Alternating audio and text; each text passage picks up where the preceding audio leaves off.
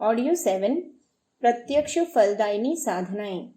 लेखक वेदमूर्ति तपोनिष्ठ पंडित श्रीराम शर्मा आचार्य। सूर्य नमस्कार। साधना विधि। प्रातः काल सूर्योदय समय के आसपास इस साधना को करने के लिए खड़े हो जाइए। यदि अधिक सर्दी, गर्मी या हवा हो तो हल्का कपड़ा शरीर पर पहने रहिए, अन्यथा लंगोट या नेकर के अतिरिक्त सब कपड़े उतार दीजिए। खुली हवा में या स्वच्छ खुली खिड़कियों के कमरे में कमर सीधी रखकर खड़े हो जाइए। मुख पूरब की ओर कर लीजिए। नेत्र बंद करके हाथ जोड़कर भगवान सूर्य नारायण का ध्यान कीजिए और भावना कीजिए कि सूर्य की तेजस्वी आरोग्यमयी किरणें आपके शरीर में चारों ओर से प्रवेश करती हुई आपको तेज और आरोग्य प्रदान कर रही हैं। अब निम्न प्रकार क्रिया आरंभ कीजिए। पहला, पैरों को सीधा रखिए। कमर पर से नीचे की ओर झुकिए। दोनों हाथों को जमीन पर लगाइए। मस्तक घुटनों से लगे। यह हस्त पादासन है। इससे टखनों का, टांग के नीचे के भागों का, जंघा का, पसलियों का, कंधों के पृष्ठ भाग तथा बाहों के नीचे के भाग का व्यायाम होता है। दूसरा, सिर को घुटनों से हटाकर लंबा श्वास लीजिए। पहले दाहिने पैर को पीछे ले जाइए और पंजे को लगाइए। बाएं पैर को आगे की ओर मुड़ा रखिए। दोनों हथेलियां जमीन से लगी रहें। निगाह सामने और सिर कुछ ऊंचा रहे। इससे जांघों के दोनों भागों का तथा बाएं पेड़ों का व्यायाम होता है। इसे एक पाद प्रसरणासन कहते हैं। तीसरा, बाएं पैर को भी पीछे ले जाइए। उसे दाहिने पैर से सटाकर रखिए। कमर को ऊंचा उठा दीजिए। सिर और सीना कुछ नीचे झुक जाएगा। यह द्विपाद प्रसरणासन है। इससे हथेलियों की सब नसों का, भुजाओं का, पैरों की उंगलियों और पिंडलियों का व्यायाम होता है। चौथा, दोनों पांवों के घुटने, दोनों हाथ, छाती तथा मस्तक, इन सब अंगों को सीधे रखकर भूमि से स्पर्श कराइए। शरीर तना रहे, कहीं लेटने की तरह निश्चेष्ट न हो जाइए। पेट जमीन को न छुए। इसे अष्टांग प्रणिपातासन कहते हैं।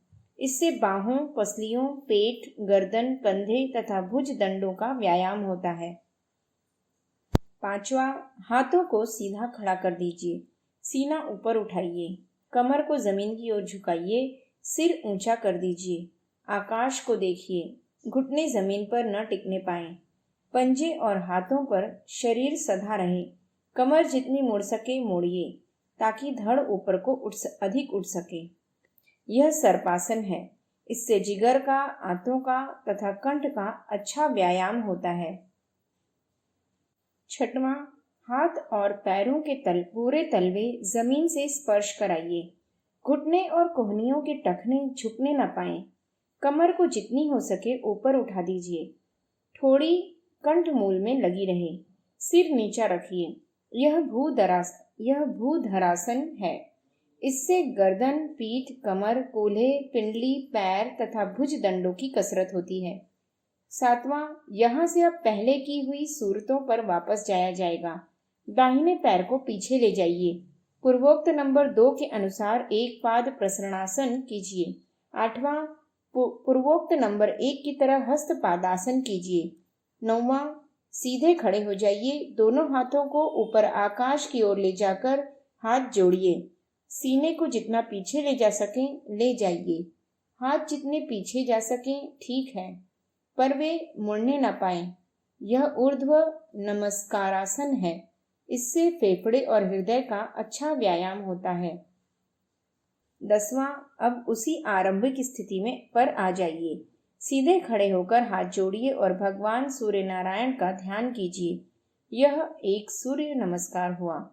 आरंभ 5 से करके सुविधानुसार थोड़ी थोड़ी संख्या धीरे धीरे बढ़ाते जाना चाहिए। व्यायाम काल में मुंह बंद रखना चाहिए। सांस नाक से ही लेनी चाहिए। 8वां, प्राणाकर्षण प्राणायाम। हृदय और मस्तिष्क शरीर के भीतर 2 ऐसे प्रधान अंग हैं जिन पर मनुष्य की जीवनी शक्ति एवं मानसिक स्वस्थता निर्भर रहती है। हृदय की गति में अवरोध होते ही मृत्यु निश्चित है। मस्तिष्क में विकार उत्पन्न होने पर विक्षिप्तता एवं पागलपन आ घेरता है। जिनके ये दोनों अंग स्वस्थ हैं, उनकी शारीरिक और मानसिक स्वस्थता कायम रहती है, बढ़ती है। इन दोनों अंगों के परिशोधन और परिवर्तन के लिए प्राणायाम का व्यायाम है। इस व्यायाम से फेफड़े मजबूत रहते हैं और खांसी, श्वास क्षय आदि रोगों से सुरक्षा रहती है। इतना ही नहीं, सूक्ष्म शरीर को भी प्राणायाम से बहुत लाभ पहुंचता है।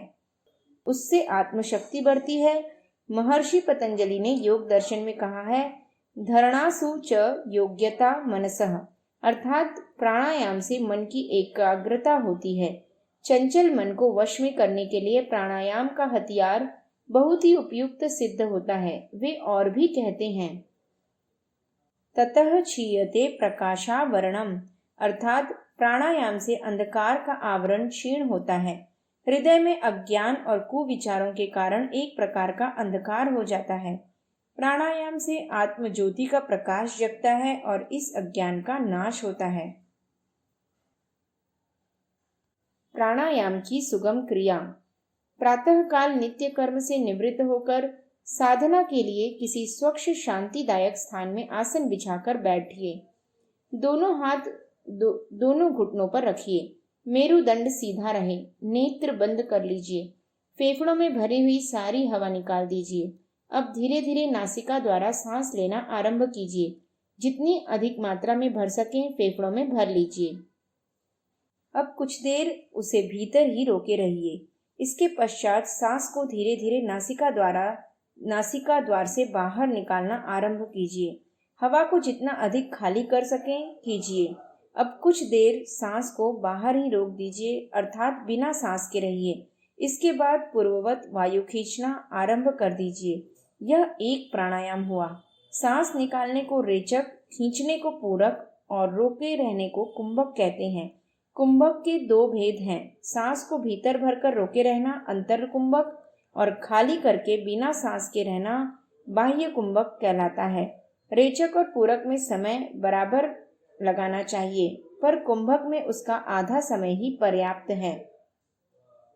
पूरक करते समय भावना करनी चाहिए कि मैं जनशून्य लोक में अकेला बैठा हूँ। मेरे चारों ओर चैतन्य विद्युत प्रवाह जैसी जीवनी शक्ति का समुद्र लहरें ले रहा है। सांस द्वारा वायु के साथ साथ उस प्राण शक्ति को मैं अपने अंदर खींच रहा हूँ। अंतर कुंभक करते समय भावना करनी चाहिए कि उस चैतन्य प्राण शक्ति को मैं अपने भीतर भरे हूँ। समस्त नसनाड़ियों में, अंग प्रत्यंगों में वह शक्ति जज्ब हो रही है। उसे सोख कर देह का रोम रोम चैतन्य प्रफुल्ल, सतेज एवं परिपुष्ट हो रहा है।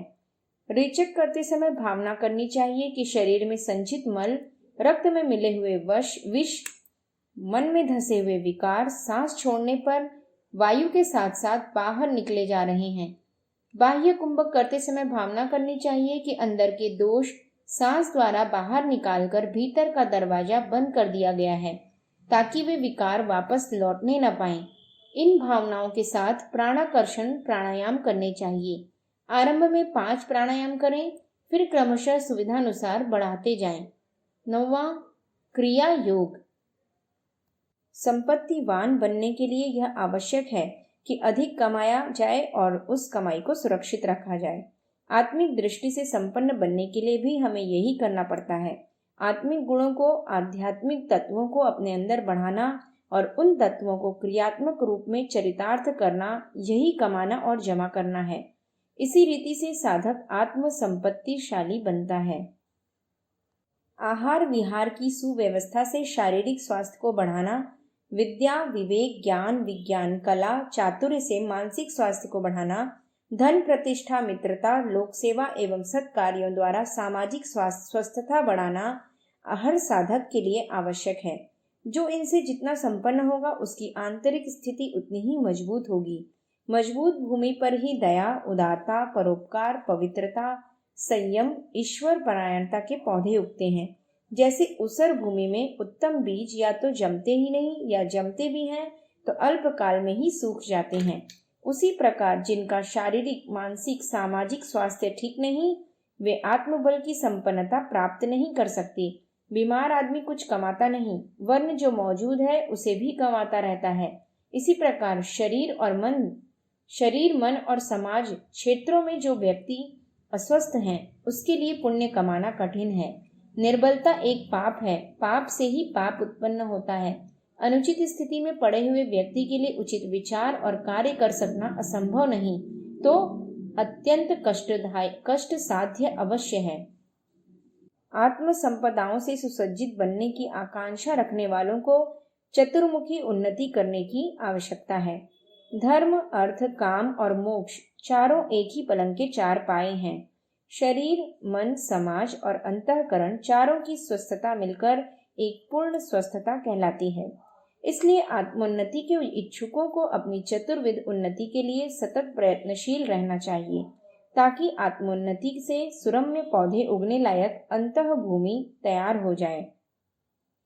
इसके साथ साथ यह भी आवश्यक है कि इन उपार्जित संपदाओं को स्थायी बनाया जाए और सुरक्षित किया जाए। इसका वैज्ञानिक तरीका दान है।